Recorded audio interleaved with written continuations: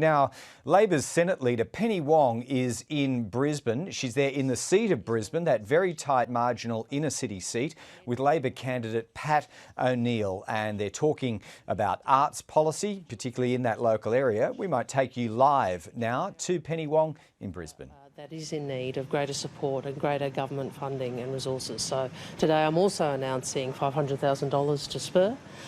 We hope we can work together at a grassroots level to tackle mental health and other issues which are unfortunately far too prevalent, and particularly with a focus, as I said, on men in that age group. So I'd like to, perhaps I'll turn to you first. You can talk about your great work, and then perhaps we can talk about, turn to Isaac for discussion about this project.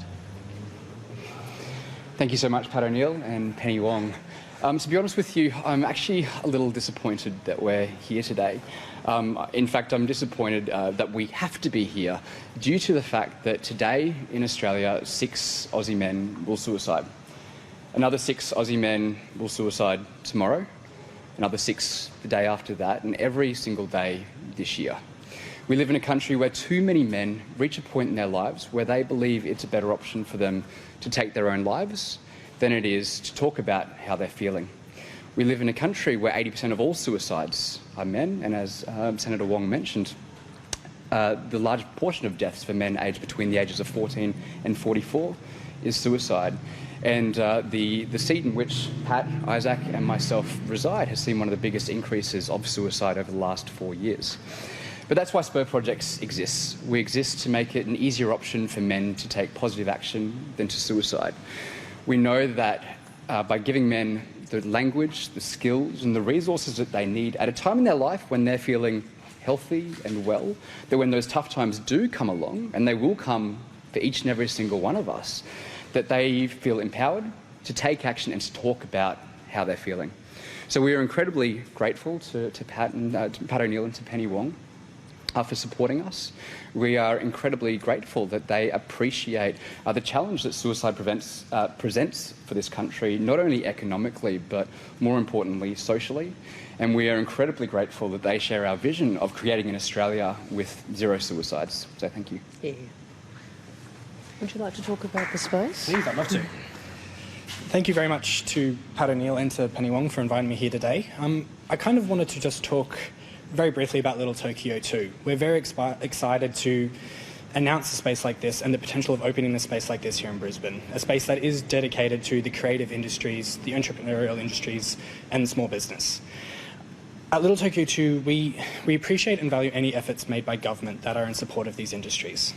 We see this announcement as an opportunity to further develop this space that we already have in Brisbane, as a community that strives to encourage people to step out on their own with the tools, the resources, the knowledge to do so successfully.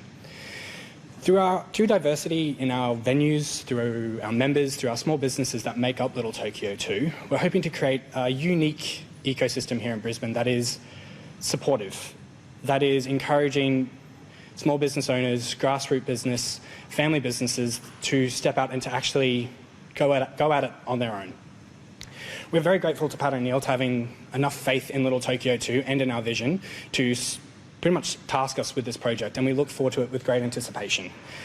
The project itself will take place in this building, which actually looks quite horrible right now, but with an $800 fit out, it's going to look phenomenal. And as Penny Wong said earlier, that is actually going to then go into providing us a time where the rent will be paid. And so hopefully within 6 months, we'll be able to make a profitable revenue through events, through supporting the young business community, that this building, like all of our other buildings in Brisbane, will be self-sustainable. So thank you very much for trusting us with this task, and we look forward to it with great anticipation.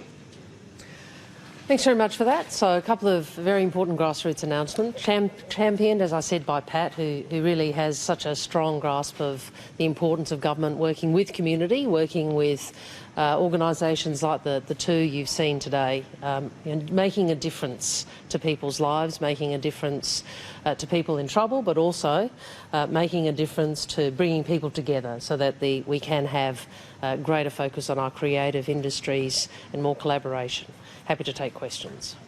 They're both quite sizable grants. How were the two groups chosen to be recipients of them, $500,000? Well, to be honest, this is really about Pat O'Neill's advocacy. These are projects which he's been a champion of.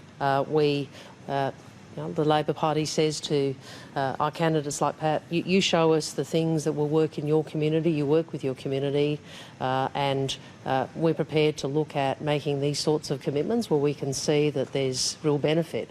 And both these organisations have a track record. We've seen the work that Spur's done, we've seen the work that Little Tokyo's done and can do, and these are the ways in which government can really make a difference. I mean, the funding of space like this, governments might not be able to fix everything, but what government can do, apart from things like fund your schools properly, make sure you don't have $100,000 degrees and protect Medicare, which is what Labor would do. But what government can also do is to facilitate and encourage and create the space for people who are creative and entrepreneurial and dynamic to work together to generate opportunities, and that's really what today's announcement's about. And if Labor's elected to government, would Labor fund these projects regardless of who wins the seat of Brisbane? Yes, this is a commitment for a Labor government. Okay. Mr. O'Neill, can I ask your thoughts on why you set that case for these two positions? Absolutely. So within Brisbane, there's a lot of groups that do a lot of amazing work, but particularly with Little Tokyo 2 and Spur projects, they've been out there and showing a track record of working in the community, in creating capacity for local businesses and entrepreneurs. And I'd encourage everyone to look at what Little Tokyo's 2 has already done with space in Spring Hill, down at Springfield, and also up on Petrie Terrace. And the work of Spur Projects has a fantastic website which outlines all the work that they've done. One of my favourites is they did a thing called the Blue Letterbox Project, where they provided paint and information to people from rural backgrounds to paint their letterboxes blue, to show that you might live in the country away from services, but there is support out there. And both these organisations have shown a track record of enabling people, engaging in the community. And I think that's what politics can do. It's not about the politicians, it's about how we can support and be an advocate for groups like these. OK, we might leave that there. That was Labor's candidate in the seat of Brisbane, Pat O'Neill, standing alongside Penny Wong.